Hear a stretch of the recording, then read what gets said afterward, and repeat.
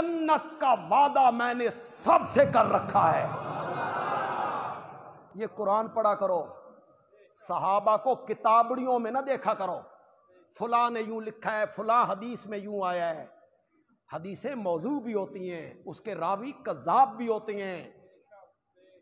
कुरान से रवायत टकरा जाए तो फिर किसको मानेंगे? यहां तुम बकवास करते रहते हो कि हजरत मुआविया मिंबर पे खड़े हो कि हजरत अली को गालियां निकाला करते। वो भी गालियां निकालते थे, उनके गवर्नर भी गालियां निकालते थे। फुला किताब में लिखा हुआ है, फुला किताब। मैं कहता हूं कुरान कहता है सहाबे सारे मुत्तकी थे, उलाइका हुमुल मुत्तकून। मुत्तकी वही होता है जो हजरत अली को गालियां निकाले। शर्म करो।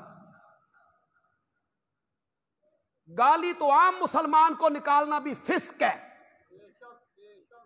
मुसलमान को कत्ल करना कुफ्र है और गाली निकालना फिस्क है। आम मुसलमान को और फिर हैदर कर्रार को,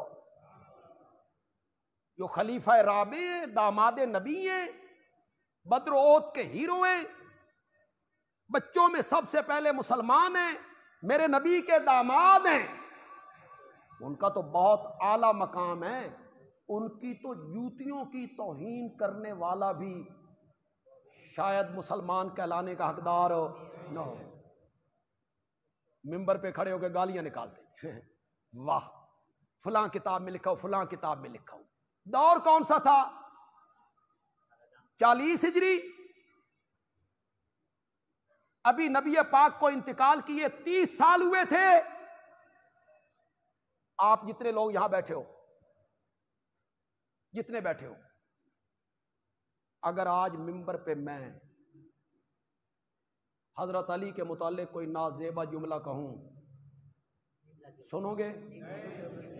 सुनोगे या मुझे मिंबर से नीचे उतारोगे?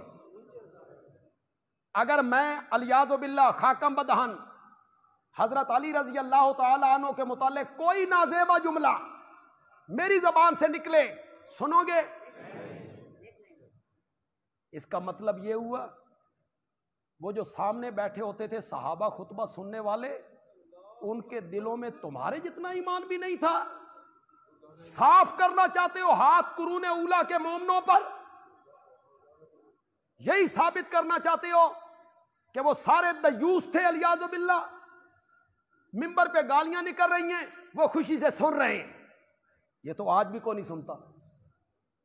ये तुमने कहानियां घड़ी हैं।